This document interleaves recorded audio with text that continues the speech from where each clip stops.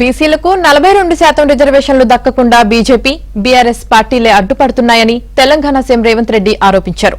42% రిజర్వేషన్ల పెంపునకు కనీస నైతిక మద్దతు తెలపకుండా బీఆర్ఎస్ రిజర్వేషన్లు 50% మించిపోతాయంటూ బీజేపీ, బీసీలకు వ్యతిరేకంగా వ్యవహరిస్తున్నాయని సీఎం మండిపడ్డారు.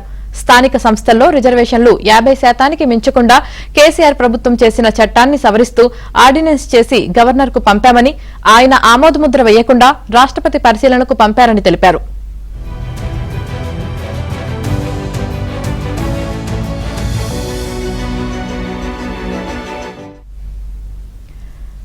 బిల్లులను ఆమోదించాలని విన్నవించేందుకు తాము రాష్ట్రపతి ద్రౌపది ముర్మును కలవడానికి 10 రోజుల క్రితమే అవకాశం అడిగామన్నారు.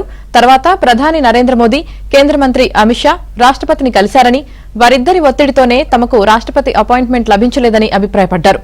బీసీ రిజర్వేషన్లు సాధించుకోవాలంటే మోదీని గద్దెదించడం ఒక్కటే మార్గమని చెప్పారు. బీజేపీది తొలి నుంచి బీసీ వ్యతిరేక వైఖరేనని రేవంత్ రెడ్డి అన్నారు.